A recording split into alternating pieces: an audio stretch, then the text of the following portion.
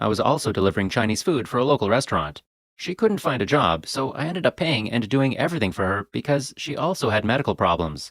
1.5 years later, I got a promotion in a different position. I'm working 12-hour shifts in the factory, but it's now a lot more money, and I'm doing better in that means. That's when we got married, and then we ended up moving to a bigger place on the other side of town. I ended up quitting the Chinese food job, but my oldest sister, we can call her OS, owned a flooring company and needed mine and my best friend's help. We call him BF. So I needed a normal routine after getting paid from the factory to get my check cashed, get the groceries, pay the bills needed to be paid, and then drive back to the house and then wait for my friend to call me, so we can hang out for a little bit before I go to sleep, and did it all again. Sometimes BF would stay at my house when we had to go to work, and he would leave his stuff here once in a while and have to come back for it. That comes into play in a minute. One morning, another friend of mine calls me after I run all my errands. We'll call him AF. He tells me to meet him at his place, and he also said that BF is going to be there as well, that he's got something important to tell me. So, I drive over to his house and waited for BF to show up. BF finally came and asked me to get into his van. BF turns around and says, "I went to your house last night to get my phone charger and saw a shadow run across the blinds in your living room towards the bedroom." Me: "What?" BF: "I'm not kidding, bro. I saw a man in your house. He was in his boxers standing in your bedroom. She answered the door on her knees when I came over, and I saw this man's clothes on the floor next to the couch." My mind just filled with anger. I jumped out of the van and into my car. I rolled down my window and said, "You might want to follow me." I drove straight home, and she was sleeping. She had her sleep apnea machine on, so I pulled the hose off and woke her up. I said, "This is one of those times you better be telling me the truth. Who was here last night?" X said, "Just a friend of mine." "A man?" X: "Yes, he came over and we were watching TV." I asked, "Why is BF telling me that he was in his boxers in our bedroom?" I walked out and called BF. He was still at AF's house. Forgive me for not being able to remember all the details of the conversation. I put him on speaker and all of us were arguing over this, and there was something she told him last night that she couldn't tell me. I finished talking to BF for now. Once he was convinced that nothing bad is going to happen, he hung up. She was crying and trying to convince OP that nothing happened. X: "Honey, believe me, nothing happened." Me: "What is it you said to him?" X: "I told him he was just flirting with me." I didn't buy it, so I decided to sleep on it until I figure out my next move. I woke up that afternoon and acted like I believed her. I went to work that night, and on Friday to Sunday I was going to Connecticut to work for my OS again. BF couldn't go, so I stopped by his house on my way home from Connecticut. I asked him, what was it she couldn't tell me? BF: "She told me that she's been seeing him and it's a physical relationship." I could feel my heart is racing from the anger kicking in. "Okay, we're going to get her to say that on tape." BF said, "I'm not going to be doing that." I said, "You're doing this. You caught her. Now you're going to do this for me." He didn't want to, but later agreed to it. I hung out with him for a few hours, then went home. When I got there, the entire house was clean and some of the furniture was moved around. She had never done anything like this before, so I could tell she was trying to get me to believe she was innocent. I acted like I was happy about it, but didn't really care. The next day, we went to BF's house. We hung out for about an hour while she was in the other room. BF told me he had an old cell phone he could get the recording done.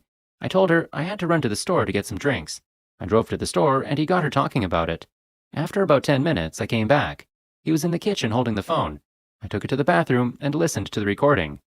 A lot of the recording was hard to make out, but close to the end of the recording, I heard this. BF said, "But you told me you slept with him." X said, "I was going to." Yes, that was all OP needed to hear so he can get back at her. This was when I called my OS and then my middle sister, MS. I let them know what was going on. OS had already been through a divorce before and began looking at the process for the paperwork. I told my boss at the factory what was happening and let them know that I may have to take a few days off to get things done.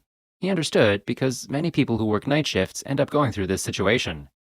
OS and I meet up outside of Boston to go to the courthouse in Cambridge to file. I explained to the clerk I want all paperwork to be sent to OS's house, so X knows nothing about it. They didn't have any problem with that and told me she should be served in about a month. I convinced my soon-to-be ex-wife to sign the title of the car over to my sister so we could save some money on insurance. I paid for the car, the insurance, and everything else for it, so that car is mine. She was reluctant at first, but I convinced her it would be better for us. I also started treating her differently. She would try to talk to me, and I'd act like what she said didn't matter. We were still having physical relations, but I had no feelings for her. She still had no idea what was going to happen next. My OS got the title of the car re-registered in New Hampshire under her name and had the plates ready. BF and I were working for her in the morning on Saturday and had everything planned out. I spent the rest of the day at BF's house until about 10 o'clock, then went home. I told her that we should go to sleep because both OS and MS were coming to visit us at 9 a.m. The next morning, I woke up and nudged her to wake up. I got up and took a shower. I brushed my teeth and got dressed. I walked out of the bathroom and into the bedroom. She was still sitting in the bed. X asked, "Why are your sisters coming over so early?" I said, "Oh, they're coming to help me." At that time, OP started pulling his clothes out of the closet and putting them in bins and suitcases. X asked, "What are you doing?" I said, "What does it look like? I'm leaving you."